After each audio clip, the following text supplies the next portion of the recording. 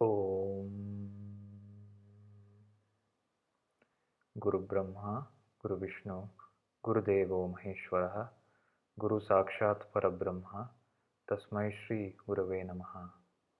My salutations to the Sadguru, the enlightened Master, who bestows upon us the highest wisdom of Atma Gnana, self-realization, that liberates us from all bondage and suffering. My pranams to all. Today is day 14, and we will contemplate on the teachings of the Bhagavad Gita by looking at the overview of chapter 11. Chapter 11 is called as Vishwaroopa Darshana Yoga. Vishwaroopa Darshana, the vision of the cosmic form of the Lord.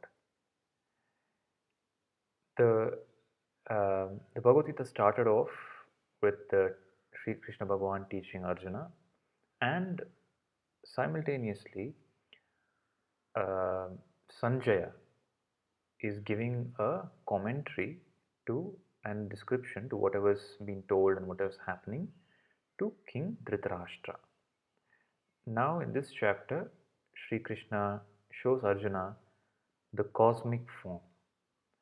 So there are two very fortunate people in this scenario that have seen the cosmic form. One is Arjuna and the other is Sanjaya. Arjuna has now heard the teachings of Bhagavan from Bhagavan Sri Krishna about Ishvara, about the Supreme Reality, the Supreme Being, and he tells Sri Krishna, now all my doubts are clarified and I recognize you as Ishvara, but I have a desire to see. I have heard and I have understood. You have told me and I have understood it and I can appreciate it, but I want to see. I want to see your cosmic form, your divine form. Please show me. If you think I am worthy enough to see, please show me. This is what Arjuna says at the beginning of chapter 11, the Vishwaroopa Darshan. Sri Krishna tells him, yes Arjuna, you are my friend, you are my devotee, you will be able to see now. But you cannot see with these two eyes. The physical eyes are not competent to see the Lord. I will give you the Divya Drishti, the eyes to have the darshan of the Lord, the divine vision. With that you will be able to see. So we have heard this word called Diksha, where whenever we go to a saint or a master, you are given Diksha, various kinds of Diksha. It can be Mantra Diksha, or it can be Japa Diksha, it can be some sort of Diksha, meaning teaching. Diksha also means special eyes. Aksha means eyes. Di Aksha means the eyes of purified intellect. To understand the teachings of Atma Gnana, to realize God consciousness, to have a vision of God, you need Diksha, you need special eyes. So with the two eyes, you see the object. With the third eye, you see the divine, the divinity in the object, the consciousness behind the object. It is not, uh, please don't misunderstand with the word sight and seeing.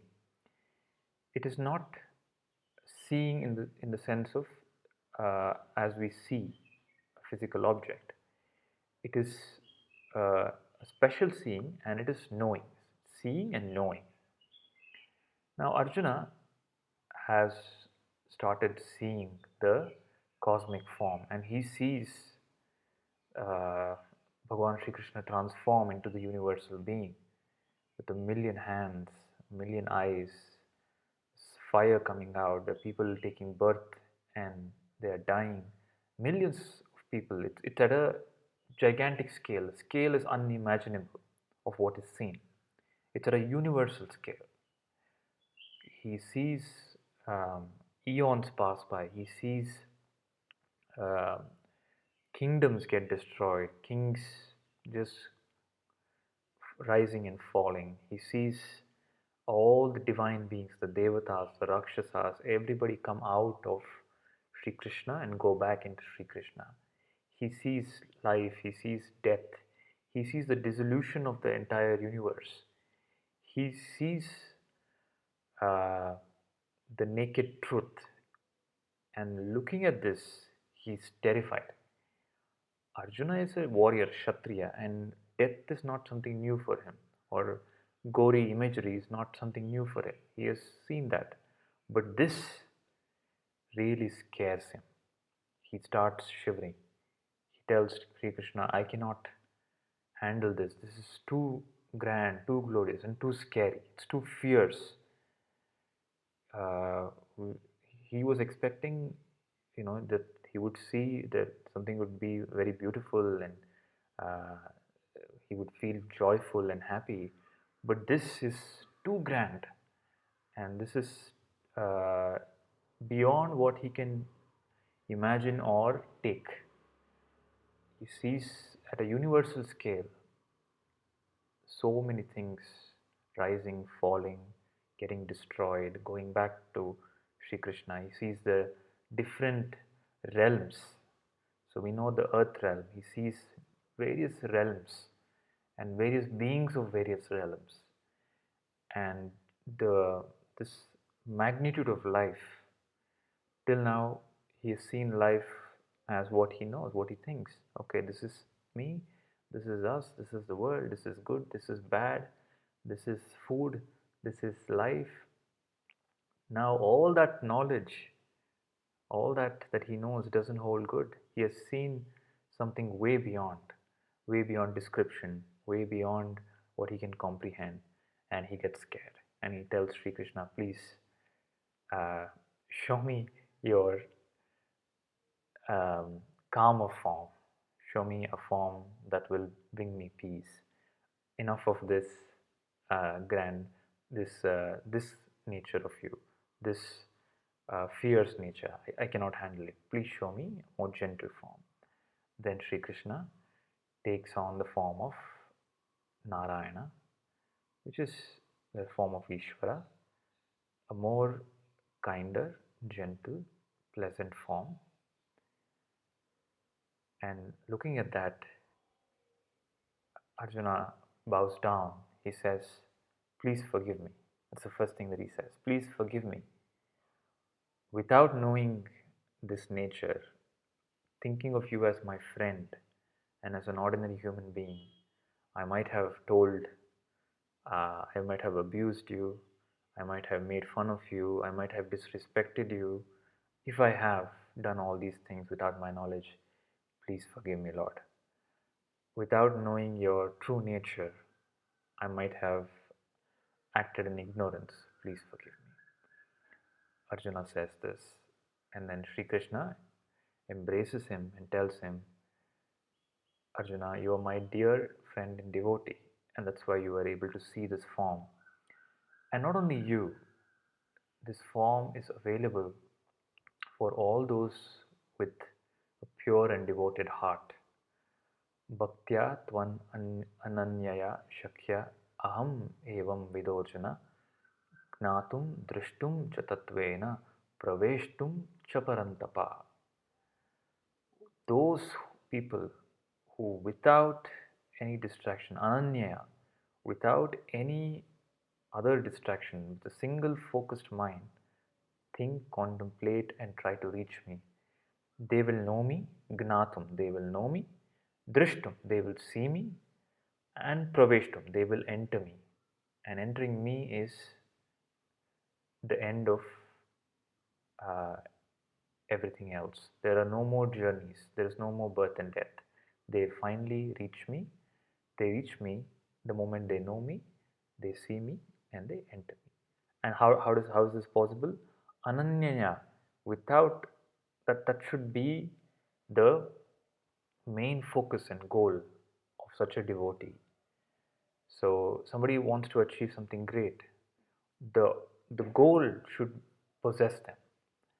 So somebody asked Sri Ramakrishna Paramahamsa, I want to see God. Can you please show me? You have been known to show God to many people. Ramakrishna Paramahamsa was at the banks of the river. He takes him to the river and pushes his head under the water and holds him inside the water for some time. And this person starts crying for breath and he wants to be let go. And Ramakrishna Paramahamsa pulls him out after some time.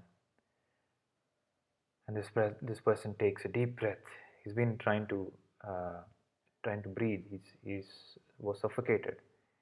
Ramakrishna Paramahamsa tells him, next time, or the time when you want God with this intensity, come to me. Don't come to me with curiosity or just for to time pass. When you're dying, when you're craving, that hunger has reached its peak, you come to me, then you will get the darshan. So Sri Krishna tells those devotees who think about the Lord, who are craving for the Lord without craving for anything else, they will know, see, and enter Him. This is the overview of chapter 11, the Vishwaroopa Darshana Yoga. The Vishwaroopa Darshana Yoga is a special highlight point in the Bhagavad Gita. It is the most unexpected thing to happen. At all this time, Sri Krishna has been teaching Arjuna. He's been speaking to Arjuna. And then he suddenly shifts his plane from teaching as a guru to teaching as Ishvara. Now, as Ishvara, when Arjuna asks him, you are Ishvara, please show me the Ishvara form. Bhagavan Sri Krishna obliges and shows him the cosmic form. One glimpse or one sight of Bhagavan transforms and destroys the suffering in our life. So we see people gathering and standing in huge queues, maybe for days and hours together in temples, just to get a glimpse of the divine statue. Okay, and when they finally reach, after all their wait, they just get a glimpse, and then you're pushed. You get a glimpse for a few seconds, you see the divine statue, and you forget all the time that you have waited, or all the struggle. You forget all the effort, you forget all the suffering in life. You feel secure. You feel that the Lord has seen me back and His grace is upon me and my life will get better. Just looking at a divine statue, looking at the divinity in a temple, we feel like that. Now imagine looking at the Vishwaroopa Darshana. It is indescribable, but Vyasa Maharshi, Sadguru Vyasa Maharshi has brought it to words and also brought it in such a beautiful and poetic form that we can just the reading of these verses, these shlokas of the description of the Vishwaroopa Darshana brings goosebumps. So if you have the time, please go to any Bhagavad Gita text and read the shloka and if you're not able to read the Sanskrit or the other Indian languages like a Hindi version, you can read the English transliteration just to read the description of what Arjuna sees and what Sri Krishna Bhagavan tells Arjuna. Brings a lot of strength, a lot of serenity to the mind, and goosebumps and excitement to the body. So this is the overview of chapter 11, Vishwaroopa Darshana Yoga. Loka samasta sukhino bhavantu. Loka samasta sukhino bhavantu. Loka samasta sukhino bhavantu. Harihi Om Shri Gurubhyo Namaha. Harihi Om